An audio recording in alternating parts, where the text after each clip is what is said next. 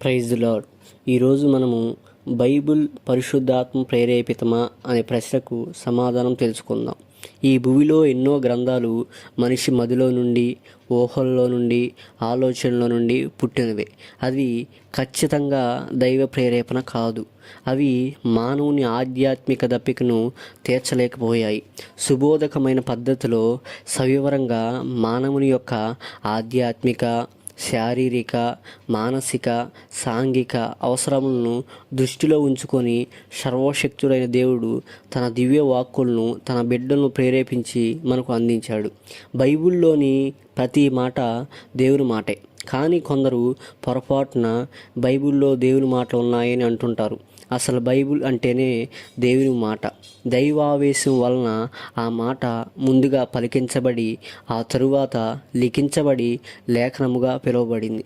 దైవావేశము అను మాట మూల భాషలో దియోన్యోసటోస్ అని ఉన్నది. దియోస్ అనగా దేవుని వాక్యము, నియో అనగా ఊదుట లేదా ఊపిరిపోయుట అని అర్థం. పైన చెప్పబడిన మాటకు అర్థం దైవికంగా ఊదుట మరియు పరిశుద్ధాత్మ వలన ప్రేరేపించుట అని అర్థం. ఆదిలో దేవుడు నరుల్లోనికి జీవవాయువును ఊదగా నరుడు జీవించు ప్రాణి అయ్యాను. అదే ప్రకారంగా దేవుడు దేనినైతే ఈ గ్రంథంలోనికి ఊది ఉన్నాడో దానిని ఈ గ్రంథం మనుషుని యొక్క ఆత్మలోనికి జీవమును, మానవ జీవితంలోనికి ప్రేమను, దైవ కృపను ఊదుచున్నది. అయితే ప్రస్తుతం ప్రపంచంలో కొందరు బైబిల్ దైవ ప్రేరేపణ కాదు అని వాదిస్తూ ఉన్నారు.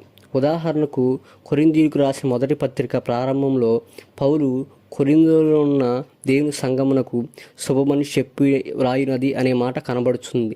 కనుక ఇది పౌలు రాసిన పత్రికే తప్ప దైవావేశం వలన కలిగినది కాదు అని వాదిస్తూ ఉంటారు. ఈ విధంగా వాదించే వారికి అపోస్తలుడైన పౌలు ఇచ్చే సమాధానం అదే పత్రిక 14:37 చూడగలం. ఎవడైనను తాను ప్రవక్తనైనను ఆత్మ సంబంధనని అయినను తలంచుకొనిలా నేను మీకు రాయిచున్నది ప్రభు యొక్క ఆజ్ఞలని దృఢముగా తెలుసుకొనవలను అని వ్రాయబడి ఉన్నది. ఆధ్యాత్మిక దారిద్ర్యము నుండి మనిషిని విడిపించి సమున్నత స్థానంలో నిలిపే పరిశుద్ధ గ్రంథము ఖచ్చితంగా దైవ ప్రేరణే అని పై వచనము తెలియజేస్తుంది. దేవుని వాక్యము దేవుని ఆత్మ ద్వారా ప్రేరేపించబడి వ్రాసింది అని తెలియజేయటకు కొన్ని బైబిల్ వచనములు మనం చూద్దాం.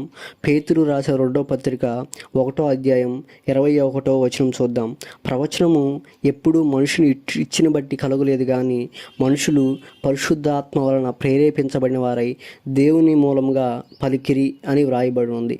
అలాగే 2వ సమూయేలు గ్రంథం 23వ అధ్యాయం 2వ వచనం చూసినట్టయితే యెహోవా ఆత్మ నా ద్వారా పలుకుచున్నాడు, ఆయన వాక్కు నా నోట ఉన్నది అని వ్రాయబడి ఉన్నది. అలాగే తిమోతికి రాసిన 2వ పత్రిక 3వ అధ్యాయం 16-17 వచనంలో కూడా మనము చూడగలం. కాబట్టి మనము కూడా పరిశుద్ధాత్మతో నింపబడి ఆయన వాక్కులను గ్రహించి ఇంకా అనేకమైన గూఢమైన ఆధ్యాత్మిక సంగతులను తెలుసుకొని ముందుకు సాగుదాం. ఆమేన్.